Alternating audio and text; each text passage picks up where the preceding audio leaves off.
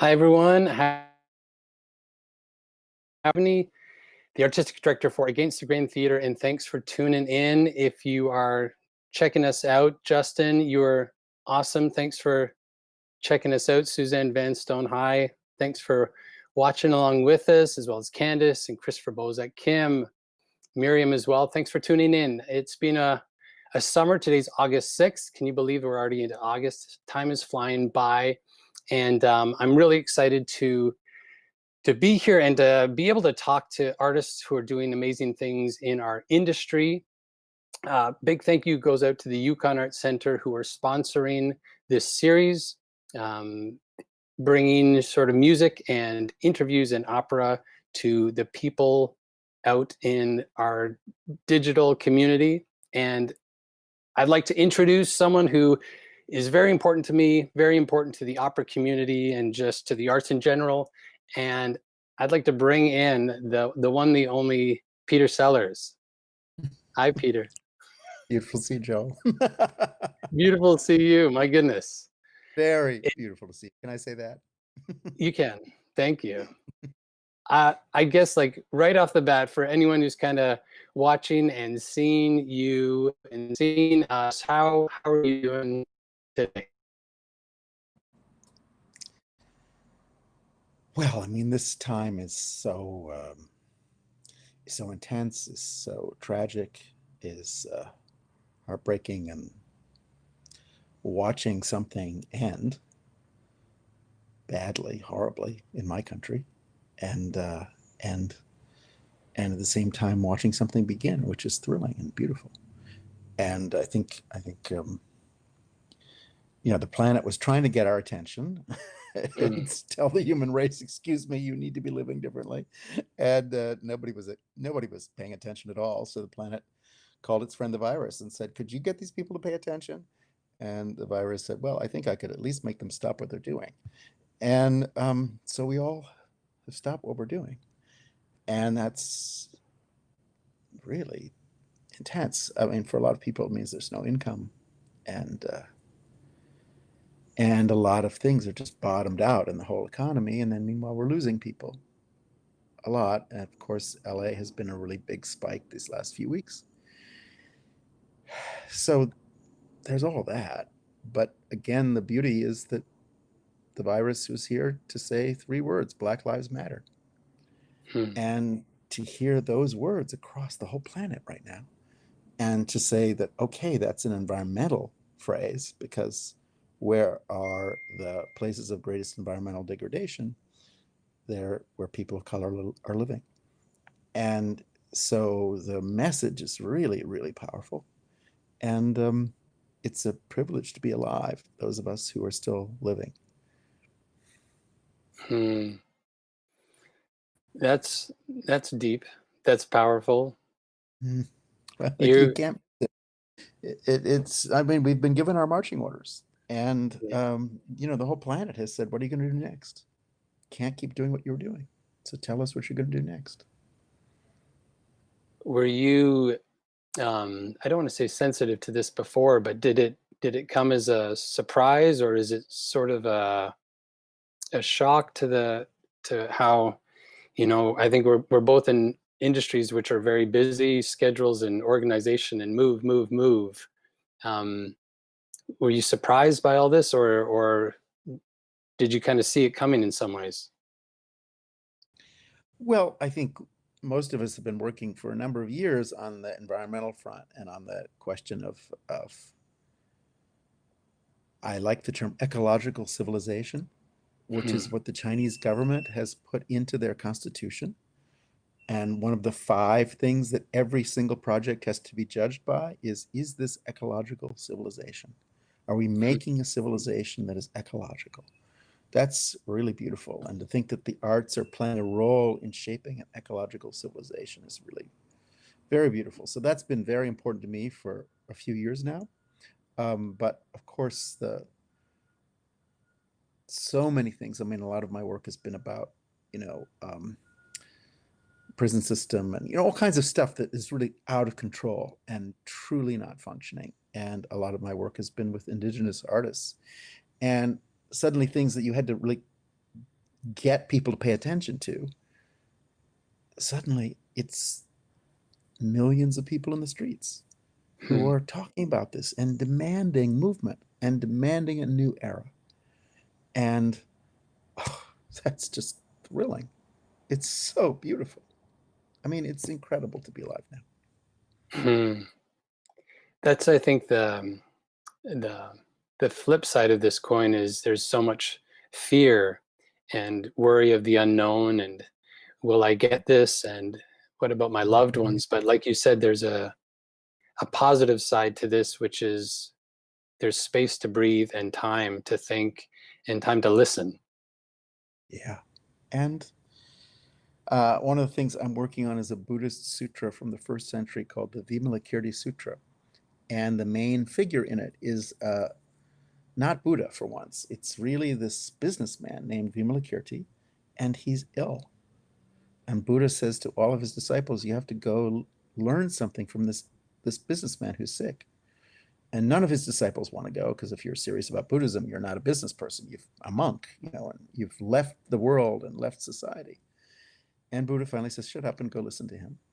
And of course, they show up at his house and he's lying there sick in his bed.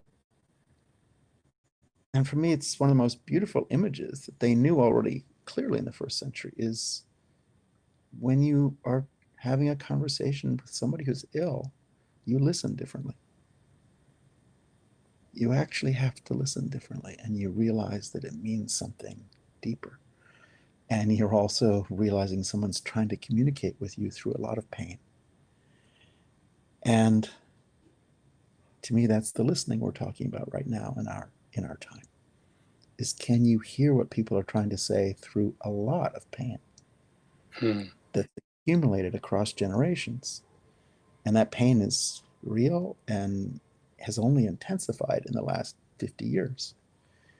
And so the skill of listening through pain and trying to hear what people are actually saying, because hardly anybody ever says exactly what they mean. So you always have to really say, no, no, what are they not saying?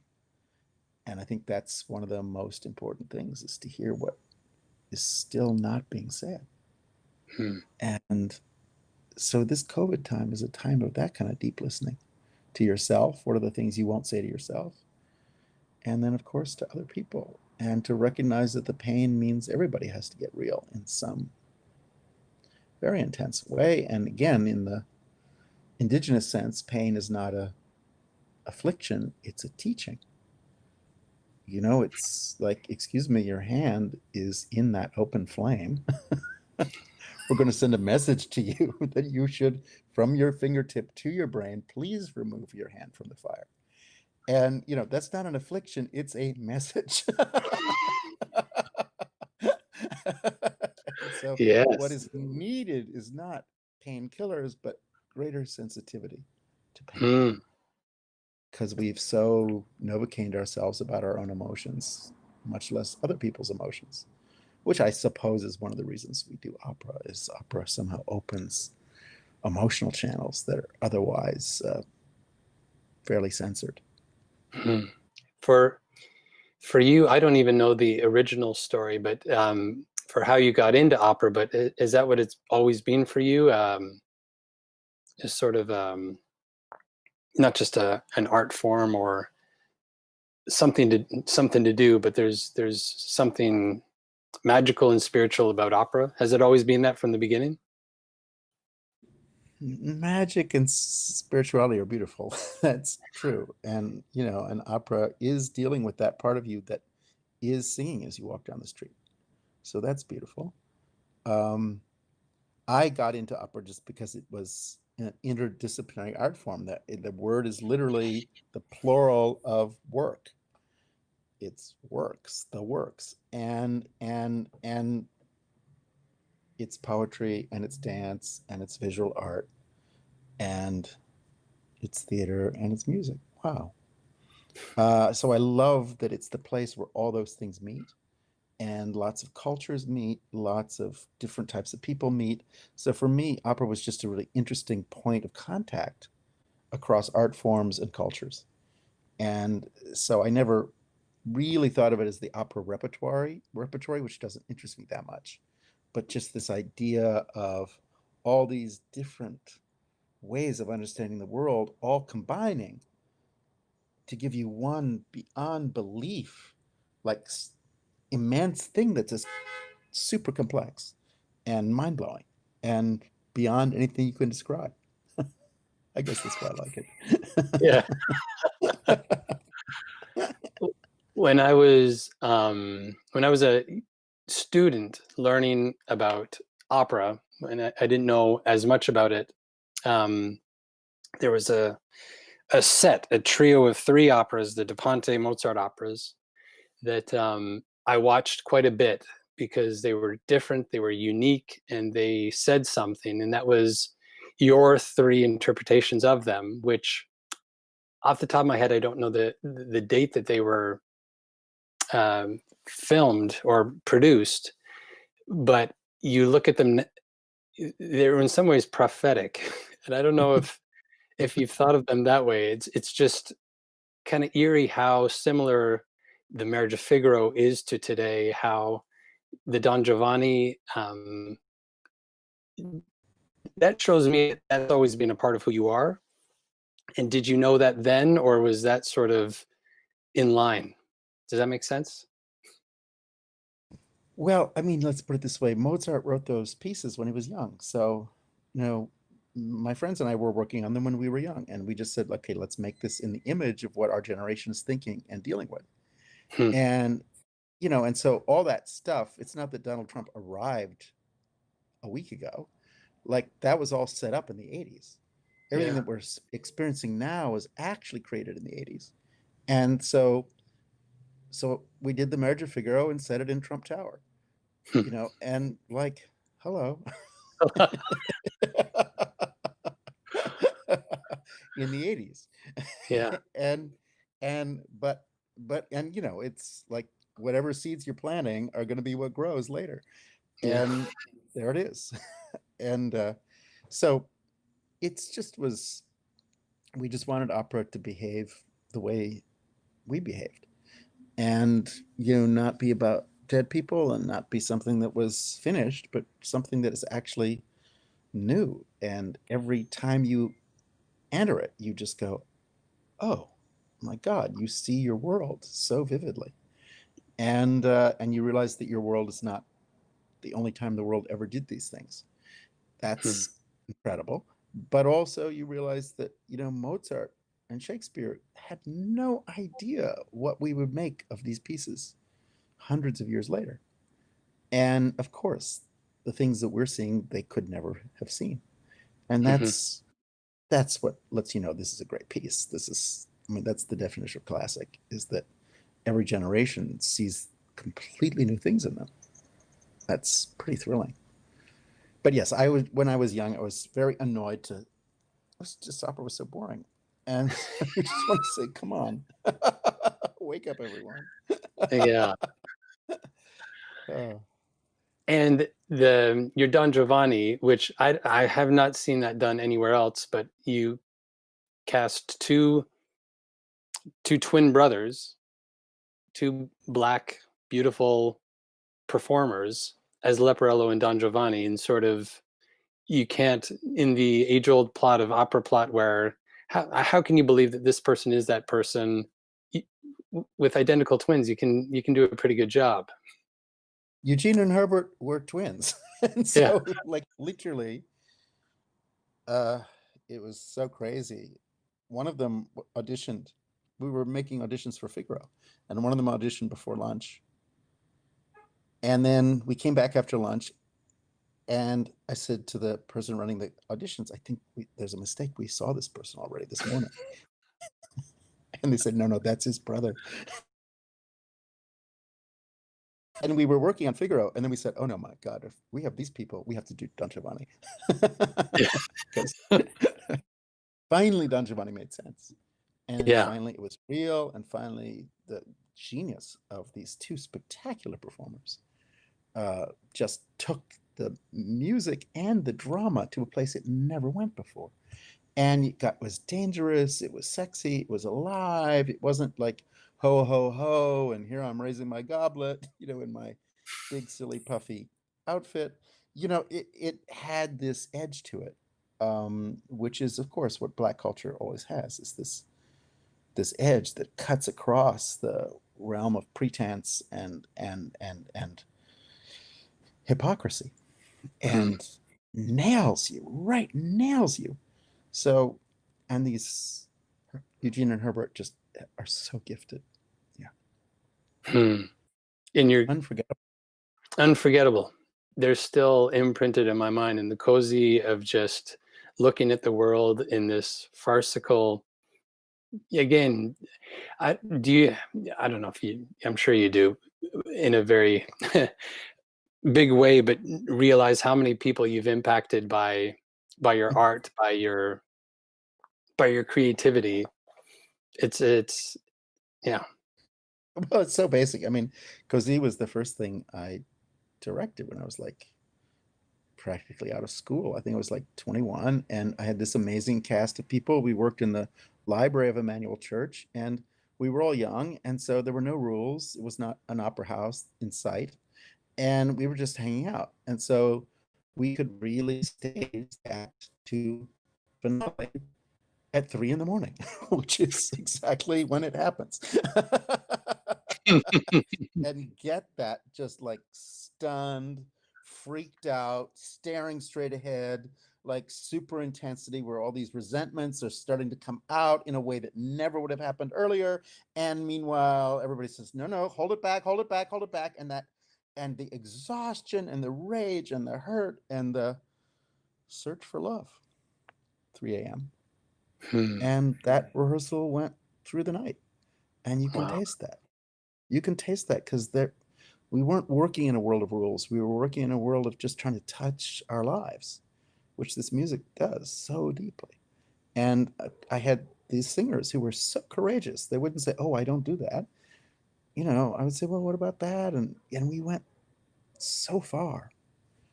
And but again, not because of director genius. These were really spectacular individuals.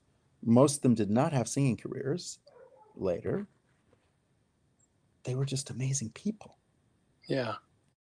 And Mozart wrote his operas for amazing people. I mean, none of the Mozart operas are written for great singers. It's not about vocal display. It's about raw nerves and craziness and yearning and changing your mind every second and a half about everything. Hmm. And all of that's in that music. So it's cool to have music not getting a kind of obsessive about singer behavior and singer beauty of the voice and da da da da da, because the voice is not just about beauty. Voice has a huge range of expression, and these Hmm. people weren't afraid to go, an incredible spectrum of emotion and feeling. Hmm. From we're both directors, so I kind of understand this side of it. But do you think at times in opera that that aim of perfection and aim for getting everything perfect and right, um, can not harm sometimes, but that's been on my mind a lot recently. Is sort of um, what is why do we seek for this perfection? The world's not perfect. Yeah, I to me, it is out of the question. It doesn't exist. I don't waste a second on it. I like, for Yeah. me, the beauty of opera is all these things are happening simultaneously. There's never one version that's the ultimate or the perfect.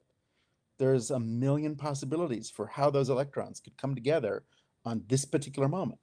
And so I have no illusion of control. That's something I learned very early on.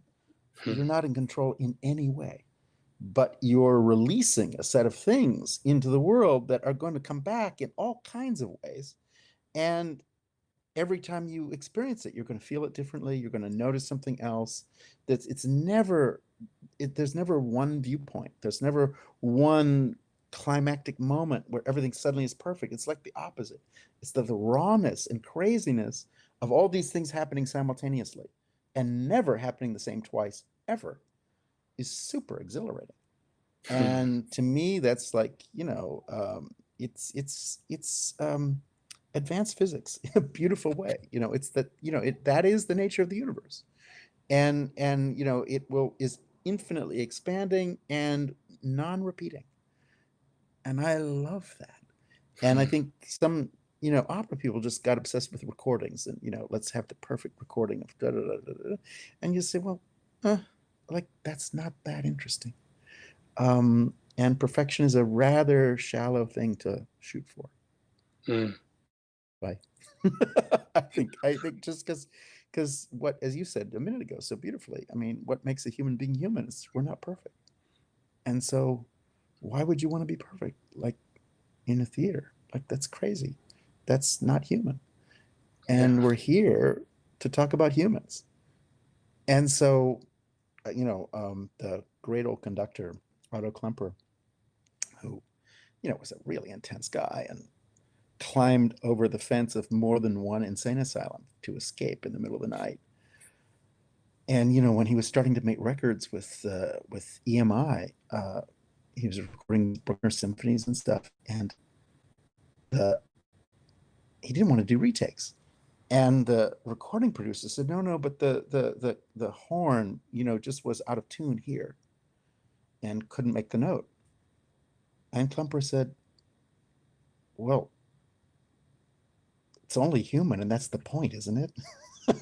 Of what we're doing. It's like, Yeah. anyway, so I have a pretty wide range of tolerance for anything happening and amazing us and surprising us, and or taking us into a place that's just unbelievably dark, because once somebody's taking maximum risk, a bunch of stuff is going to come out that you don't know where that came from and where it's going to go to. Mm. And that's those are privileged moments where you just say, oh, that's sacred. That is totally sacred. You're in the comments. There's people commenting on Facebook, Peter, and they're Oh my all God. saying beautifully said. There's a lot of beautifully said. So you got a lot of fans who are in agreement here. Yeah. Um, you also teach, is that right? Yeah, totally. How, where does that where does that in the stakes of teaching versus buying groceries or having coffee, where does that slot in terms of excitement? It's the hardest thing in my life. I Mm. teach I teach two big classes. One is called Art as Social Action, and the other is called Art as Moral Action. And each class has 400 students. Wow. And the students come from across the university, so they're from the sciences, they're from public policy, they're from government, they're from, and some cinematographers and poets and choreographers and who knows who's all in there. And every term I change the material completely to deal with what's going on right now.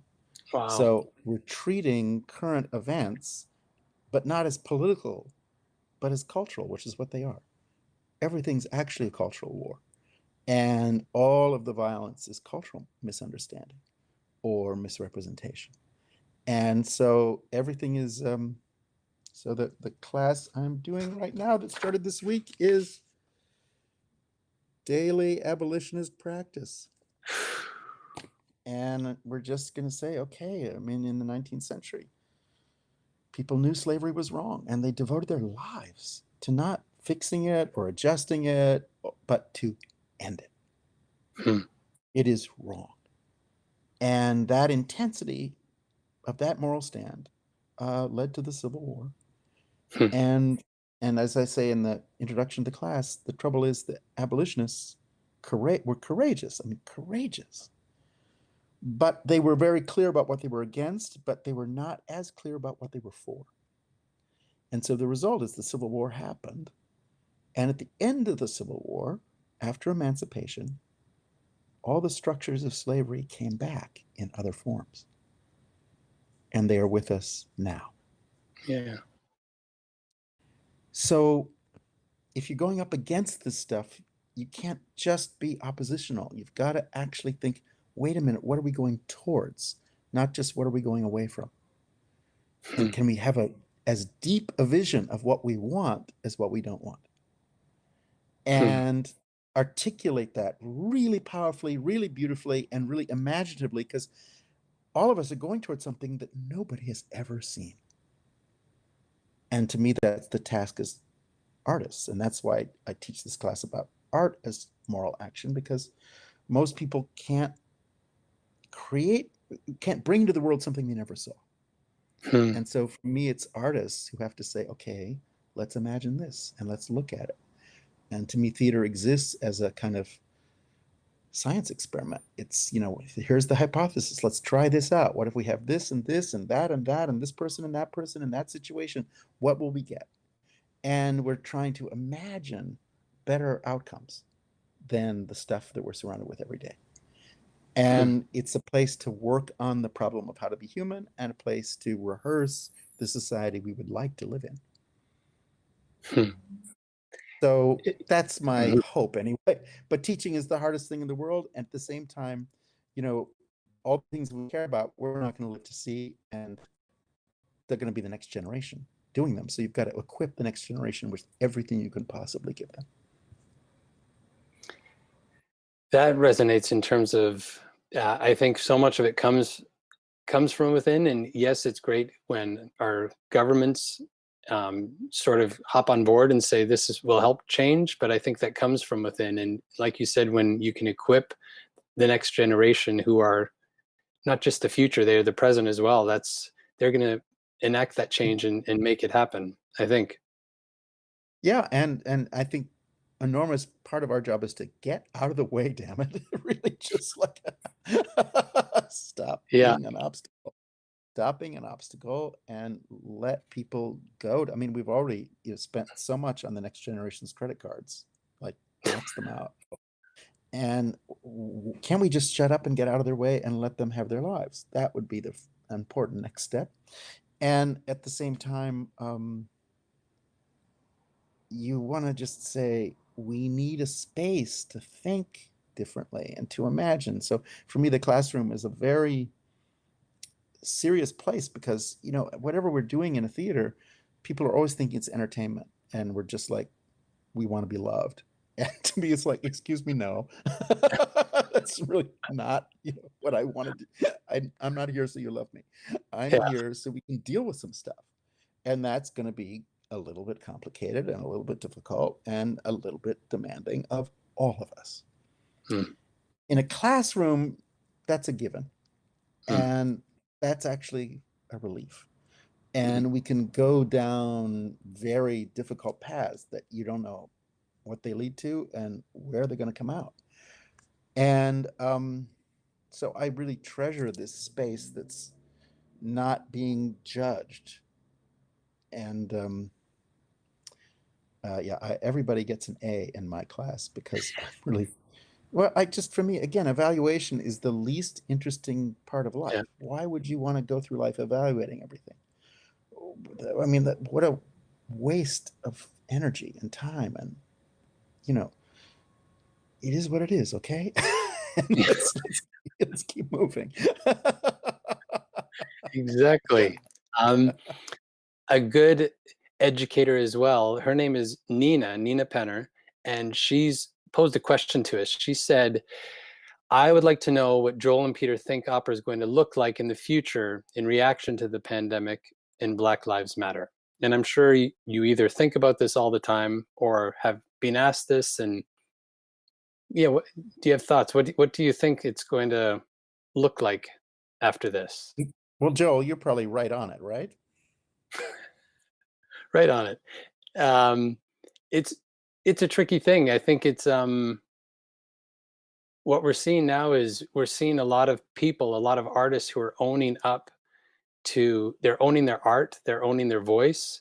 And that's for me, I've never heard that as strong as during the last few months, which is powerful because often they're in situations where they're told by a conductor or director, this is what you do, and because this is what we want to see. Whereas I've heard so much feedback and voices that have spoken up that I haven't didn't know that there was that inside of them, which is humbling and very sort of beautiful as well. So, and what does that mean? I hope it leads to a more inclusive, and I know these are buzzwords that we keep hearing, but a more inclusive industry. Um, that's something you've always fought, not fought for, but it's always been a part of who you are. I want to say, would you agree with that? Hopefully, but you know, I mean, because I did most opera when I was young, not in an opera context. Yeah. You know, we just did stuff, and so, and for me, you know, right now we're at a beautiful place, and a lot of people are already making incredible new operas that are for a handful of people, like 3 people or 2 people Yeah. or 4 people or 5 people. It's like Monteverdi again. We can make an opera with just a couple people in a room, and it's we're getting the intimacy back. Hmm. It is about communication again, and we have to go back and reinvent democracy from the grassroots Hmm. and everything else from the grassroots. And so that means, can you make something where it's about reality across 4 people? And for Mozart, that was the deal. I mean, Mozart's thing was the quartet. Is like, how do you create equality across 4 people? Hmm. And that was the big experiment, you know, in the string quartet. And then he put characters in there and said, okay, fathers and children have to be equal.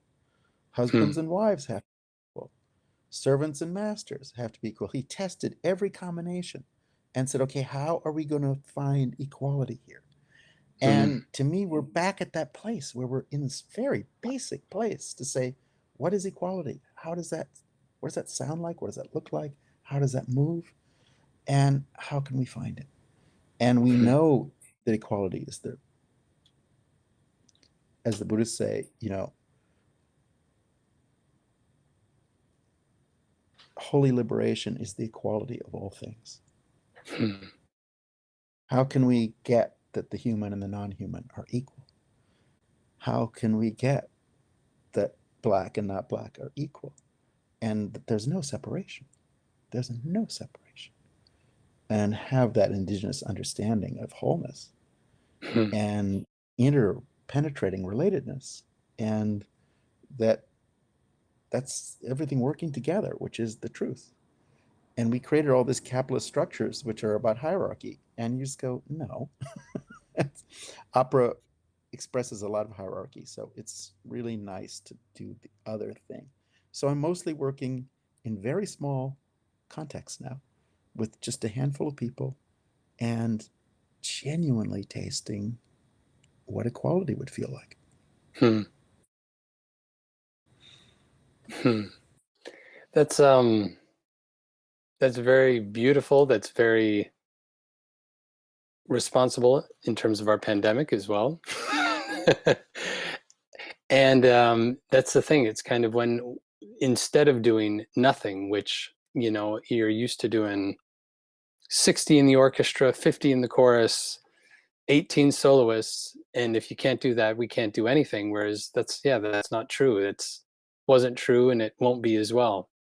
Um, hmm, I agree with that quite a bit, quite a bit. Um, Hope that answered your question, Nina. Peter's a pretty wise person when it comes to that. You know, um, I mean, I, every once in a while we'll do something big, but for the moment, yeah. actually, let's just get real and let's find the human, find that the spark between people, Hmm. and be I so close to them, not see them from the fifth balcony, but be right here, be right here. Let's all be Yeah. together. Let's actually reinforce that we're all here together.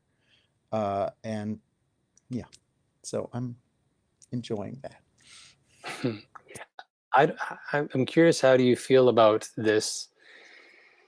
inhuman technology, which one is great, it's brought us together, but it's also not very human. It's not very interactive at times. You've made films in your past. How do you feel about the medium and technology today? Well, right now I'm working very intensely on this Vimalakirti Sutra that I mentioned. And the person playing Vimalakirti is a beautiful dancer who was with the Frankfurt Ballet for years, Michael Schumacher, who lives Hmm. in Amsterdam.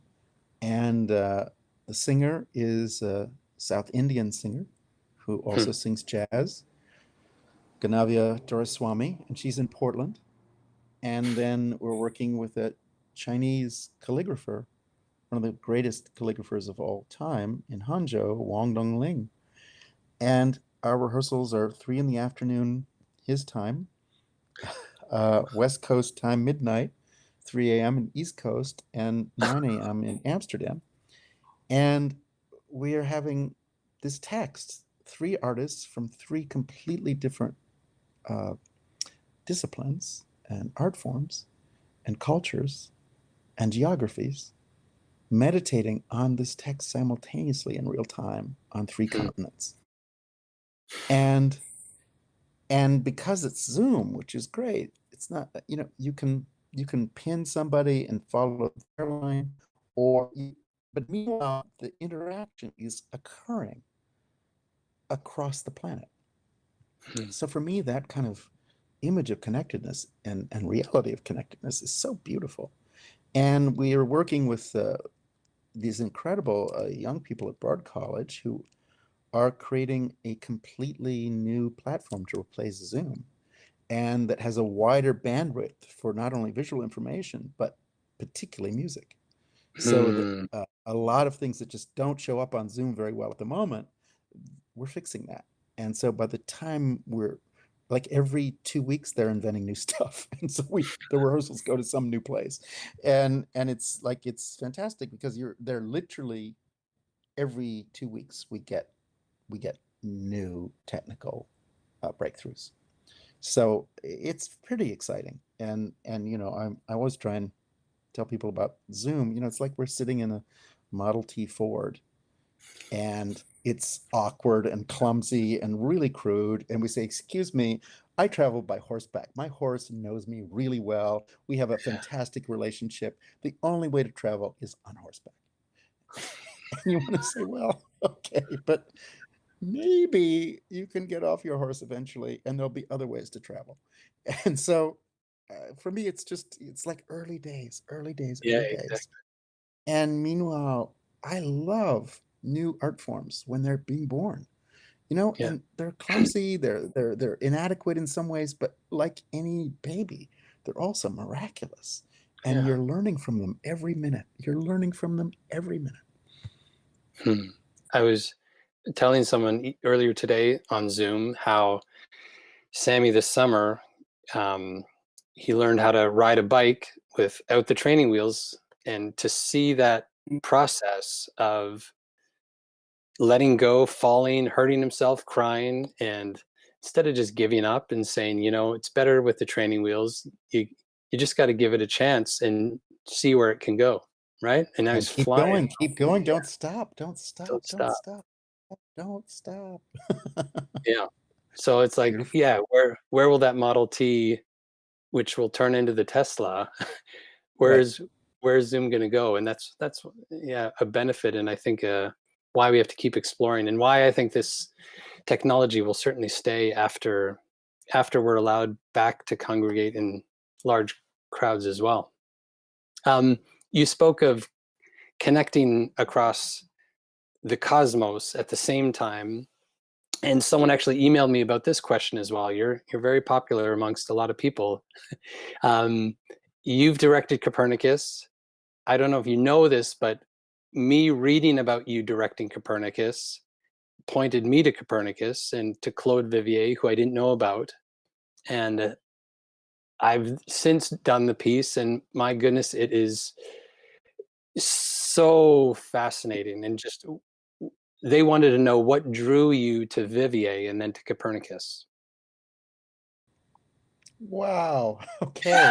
Gosh.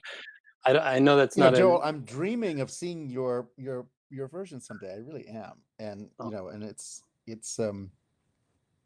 for one thing, of course, I think what was happening was somebody had invited me to work on Stockhausen's giant operas of the 7 days of the week, mm, which have hundreds of performers in the orchestra and giant choruses and craziness and last for hours and hours and helicopters and ugh. And so I had these scores that were like the size of the room I'm in. And like I'm going through them, I'm going, what? And and then and I'm thinking, how do I get into this? And then I'm remembering, oh, Claude Vivier was one of Stockhausen's students and was around during this. And then I looked at Copernicus, and it's instead of 7 days of the week with 7,000 people, it was seven instruments and seven singers for 70 minutes. mm, Oh, the whole universe on budget. yeah, And, like, and within reach. I mean, like, we can touch it, we can live there, we can own this, it can own us. It's like this beautiful, it fits, it's our scale. And mhm, it's not pretentious. It's just honest. It's just unbelievably honest. And I had heard a lot about Vivier's work from the conductor in Holland, Reinbert de Leo, and saw versions of it that were done by directed by Pierre Audi. And of course, like any masterpiece, you just say, "Oh, well, that's one way to do it. Maybe there are other ways." And you kind of so I started living with it. And my first version. I mean, we did it in concert with a few little bits of staging. Um, and Vivier calls it a ritual opera of death. And for me, one of the most important things was in Bali one night. I attended the second night of a cremation ceremony mm, in a distant village, and I had friends in the village. And the cremation ceremony is an incredible thing because in Indonesia and in Bali, particularly, they know 3 days before someone's going to die that they're going to die. So they bring the village gamelan outside the person's house and they play the music someone needs to hear for mm, their last 3 days on earth. And the mm, person passes on the third day, and then they move everything to the middle of the village. And in front of the open coffin, for the next 3 days, they play music to guide the passage of the soul into the next world. mm. And they know what music to play to help that person make these transitions. And it's really overwhelming when you're there. And I won't go on and on about it, but I could. But I think Vivier really found himself when he finally arrived in Bali. And he was there for a few months. And I think he experienced that ritual that he was looking for all his life. And I think he was meditating like Mozart and Tchaikovsky on his own death all the time. Mhm. And and he by then knew that he wasn't here for long.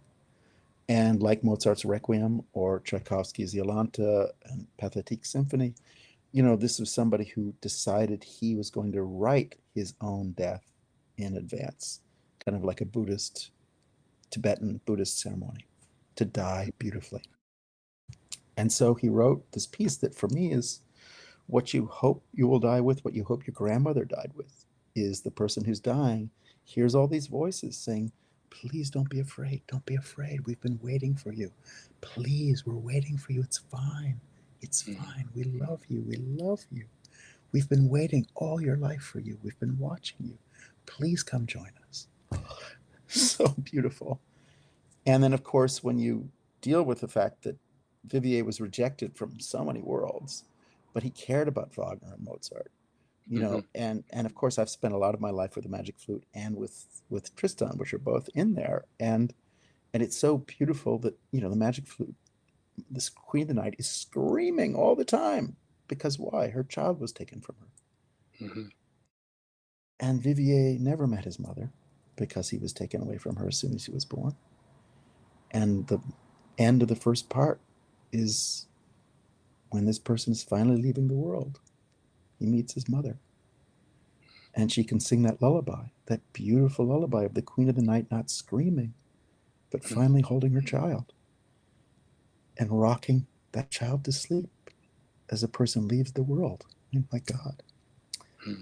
And then part two, you wake up in the next world and you meet all the people you're dreaming of when you were in this world and you thought something was wrong with you. And you belong somewhere. So for me, that piece was so beautiful. And, the kind of gay, you know, gay liberation of it, as it were, was really, really beautiful because he was writing this in a very difficult time to address those things. And anyway, we did a performance of it at the Ojai Festival, and it ended the festival on a Sunday afternoon at 3 o'clock. And the morning of that performance was the massacre in the nightclub in Orlando, Florida, in the gay nightclub where 80 people were shot by a right-wing, enraged conservative. And so Obama came on television and said, I want to have a moment of silence in the whole country for the 80 people who were shot at 3 o'clock. And that's when the performance began. Wow. And we could offer this piece as a prayer and as a passage for the spirits of those people who died so violently. And as you know, that's also Vivier's story of a violent way of leaving the world. And so, anyway, all of these things have kind of operated on that piece like something so deep and so magical and so real. So finally, I really had to say, I have got to work on this. And so I've now worked on it for the last 3 years. Everybody really knows it inside and out now. And we've performed it in about 8 or 9 cities. And we'll bring it back now because we all are so addicted to it and just want to live in this space. And again, I've just heard about yours, so I'm just dying to be there. But anyway, just to say, Copernicus is like, again, for me, it's like you look for what is missing in this world. What do we need? What kind of consolation, what kind of tenderness, what kind of quality of attention, what kind of quality of listening, what kind of quality of embrace, what kind of quality of kindness, what kind of quality of transcendence, because we're up against really difficult stuff and you have to transcend. And that's what Vivier ultimately did. I've been to the theater where it premiered in Montreal, where he performed it for a school. Tickets were free.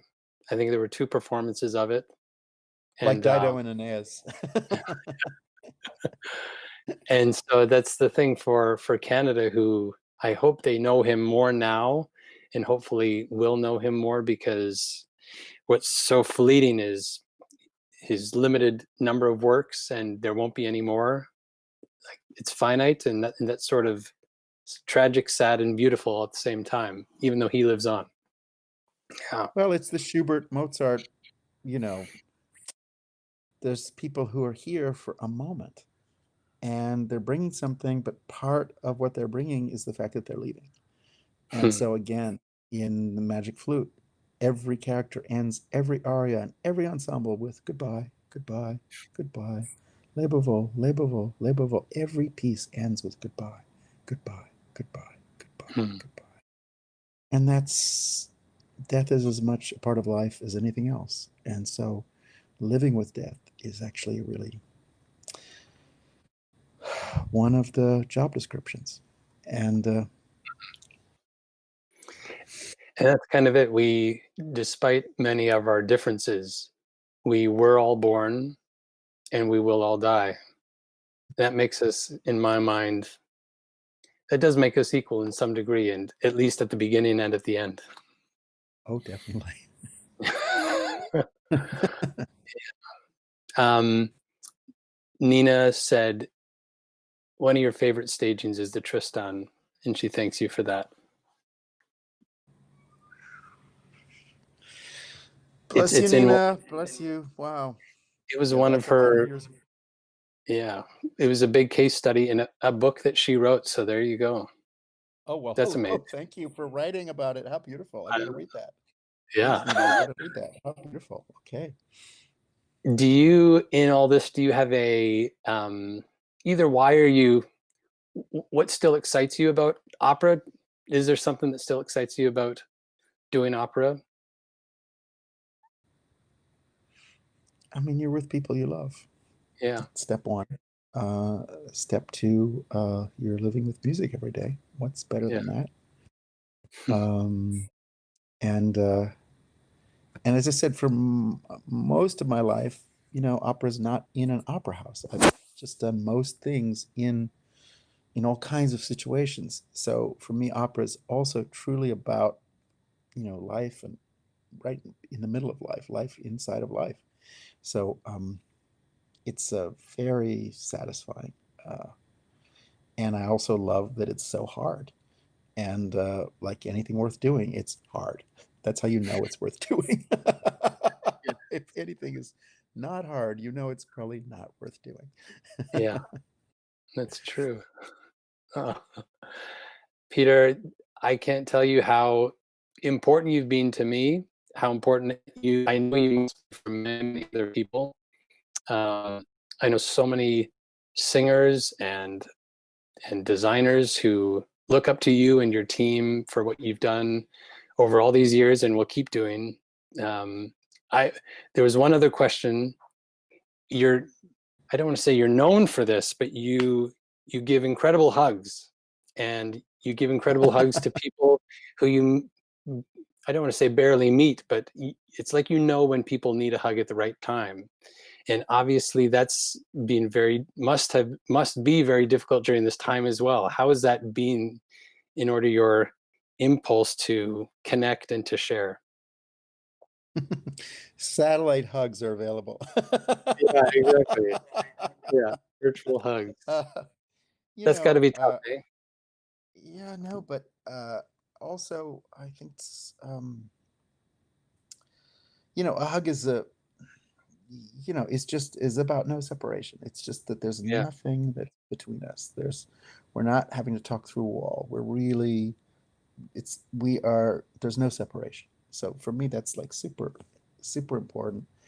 But also, it's so crazy having all my classes on Zoom. yeah, So, it is strange. It is strange. Um, but I have a feeling we're going to again rediscover all that. I mean, one of the great things about everything being taken away is then you discover it again. yeah, And, as always, a period of deprivation creates consciousness. Let's put Rumi has this beautiful, beautiful sentence of, in order to increase your perception, increase your need. And so if you're going across the desert and haven't had any water for 3 days, when you finally taste water, you actually taste water for the first time in your life. yeah. Like if everything's always available, you never taste it. And then as soon as it's not available, when you finally taste it, you taste it. Hmm.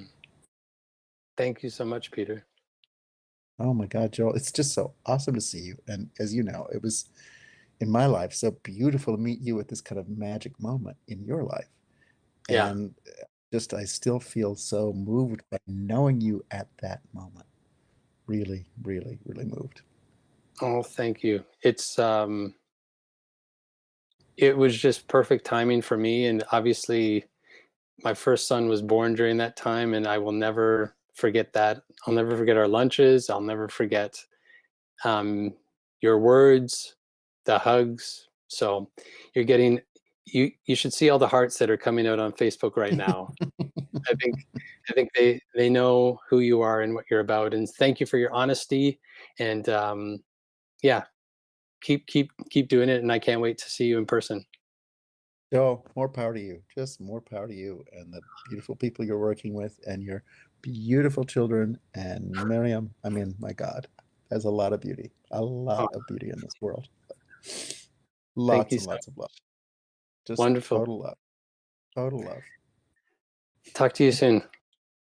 Please. Okay, good. Bye bye. Oh.